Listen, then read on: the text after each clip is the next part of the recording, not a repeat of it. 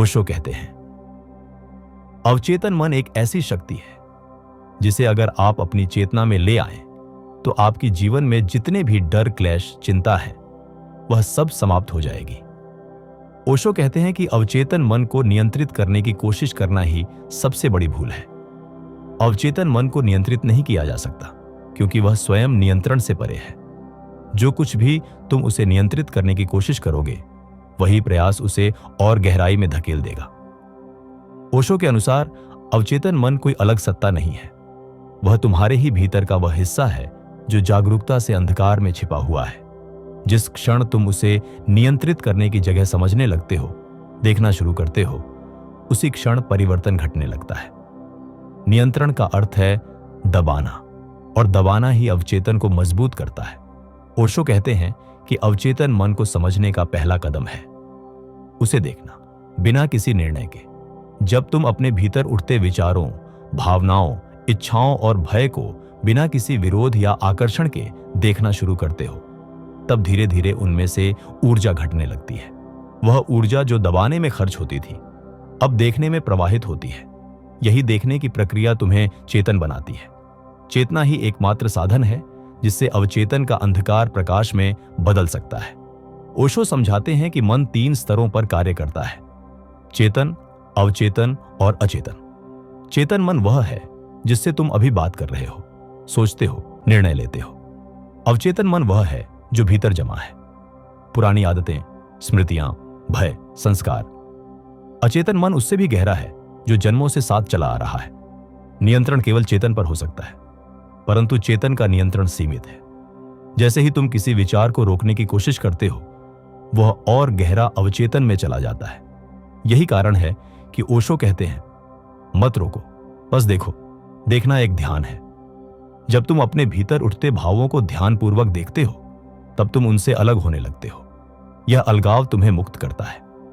मुक्त व्यक्ति को कुछ नियंत्रित करने की आवश्यकता नहीं होती, वह स्वयं सहज रूप से संचालित होता है। ओशो कहते हैं कि अवचेतन को जीतने का अर्थ है उसे स्वीकार करना।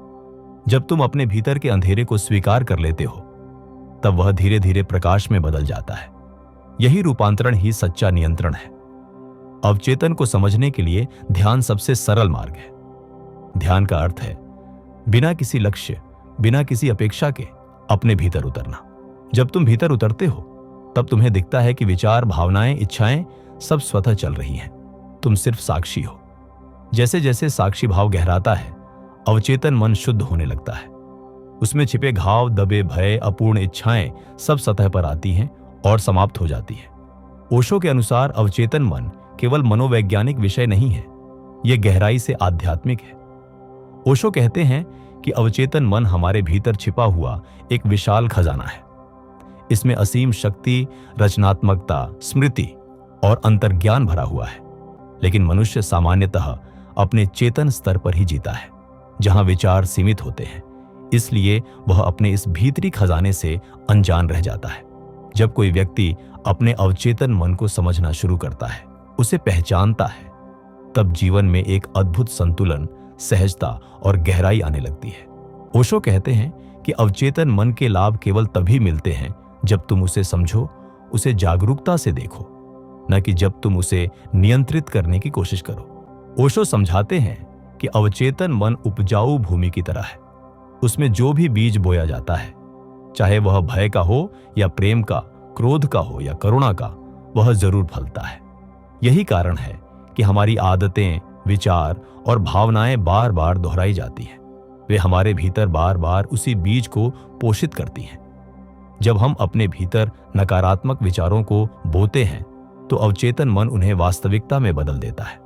और जब हम प्रेम, शांति और आत्मविश्वास के बीज बोते हैं, तब वही अवचेतन मन उन्हें साकार कर देता है।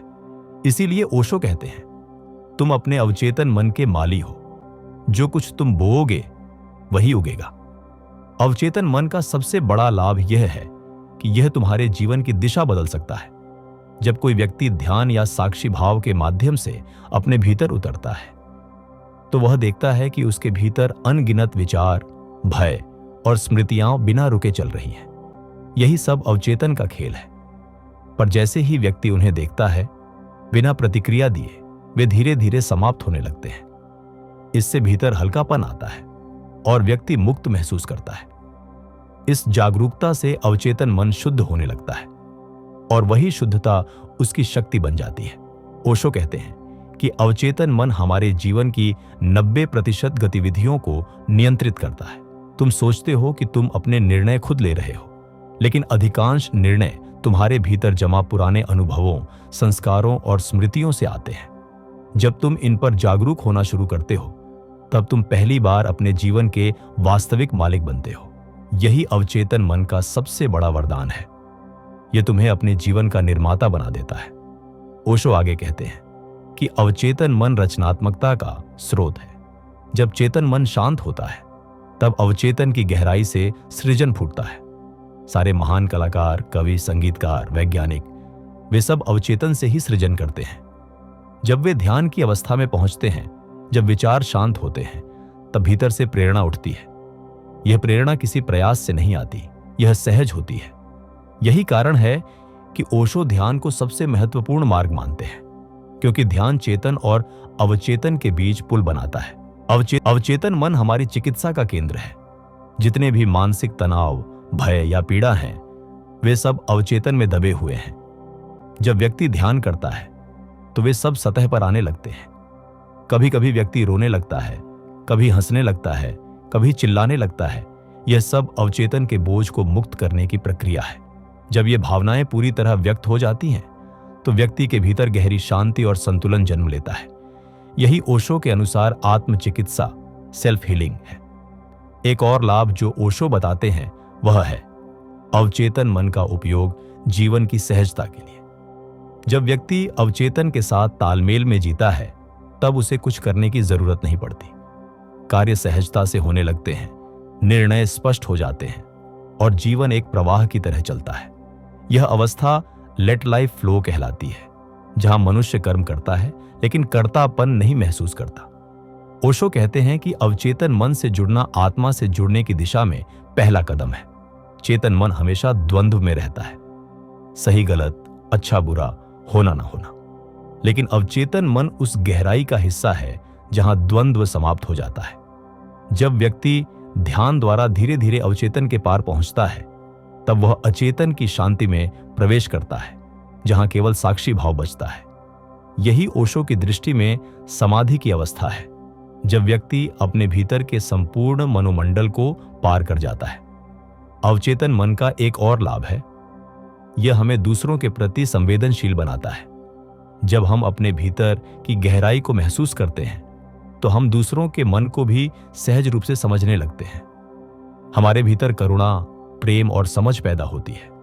हम प्रतिक्रिया देना बंद कर देते हैं और प्रत्युत्तर देना शुरू करते हैं। इससे संबंधों में सहजता आती है। अवचेतन मन की ऊर्जा को यदि समझ लिया जाए, तो यह विनाश का नहीं बल्कि सृजन का कारण बनता है। वही ऊर्जा जो भय, क्रोध या हिंसा में खर्च होती है, वह ध्यान, प्रेम और आनंद में बदल सकती है।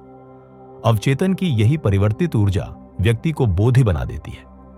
ओशो के अनुसार अवचेतन मन को खोलना कोई तकनीकी प्रक्रिया नहीं है, बल्कि यह एक गहरी जागरूकता की यात्रा है। इसे जबरदस्ती, प्रयास या नियंत्रण से नहीं खोला जा सकता।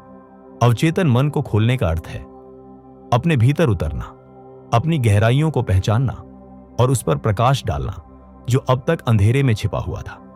ओशो कहते हैं कि मनुष्य का लगभग 90% हिस्सा अवचेतन है। चेतन मन तो केवल ऊपर की पतली परत है, जैसे समुद्र की सतह पर एक छोटी सी लहर। लेकिन असली अस्तित्व उस लहर के नीचे गहराई में छिपा है। जब व्यक्ति ध्यान, साक्षी भाव और स्वीकृति के माध्यम से अपने भीतर झांकता है, तब धीरे धीरे उसका अवचेतन मन खुलने लगता है। ओशो कहते हैं कि अवचेतन मन को खोलने का पहला कदम है देखना। बिना निर्णय के, बिना रोक टोक के अपने विचारों को, भावनाओं को, प्रतिक्रियाओं को देखना शुरू करो। जब तुम भीतर गुस्सा महसूस करते हो, तो उसे दबाने की कोशिश मत करो। बस देखो कि गुस्सा कैसे आता है, कहां से उठता है, कैसे फैलता है। यही देखने की प्रक्रिया धीरे धीरे अवचेतन के दरवाजे खोल देती है, क्योंकि अवचेतन वही जगह है जहां हमने अपने सारे अस्वीकारे हुए हिस्सों को छिपा रखा है। दर्द, भय, अपराध बोध, असुरक्षा और सप्रेस्ड डिजायर्स, दबी हुई इच्छाएं। जब तुम इन सबको बिना डर और बिना निर्णय के देखना सीख जाते हो तो तुम उन्हें स्वीकार कर लेते हो। स्वीकृति ही पहला द्वार है जिससे अवचेतन खुलता है। ओशो कहते हैं, जो तुम दबाते हो वही तुम्हें संचालित करता है। जब तक तुम अवचेतन के अंधकार से भागते रहोगे तब तक तुम उसके गुलाम रहोगे, पर जैसे ही तुम उस अंधकार में प्रवेश करते हो वह तुम्हारा मित्र बन जाता है। ध्यान का अर्थ ही है उस अंधकार में उतरना, उसे देखने का साहस करना। ध्यान कोई साधना नहीं बल्कि देखने की कला है। यह देखने का अभ्यास धीरे धीरे तुम्हें भीतर के छिपे हुए कोनों तक ले जाता है, जहां तुम्हारी वास्तविक ऊर्जा, वास्तविक बुद्धि और रचनात्मकता छिपी हुई है। ओशो कहते हैं कि ध्यान के 3 चरण हैं जो अवचेतन के द्वार खोलते हैं। पहला है शरीर की जागरूकता।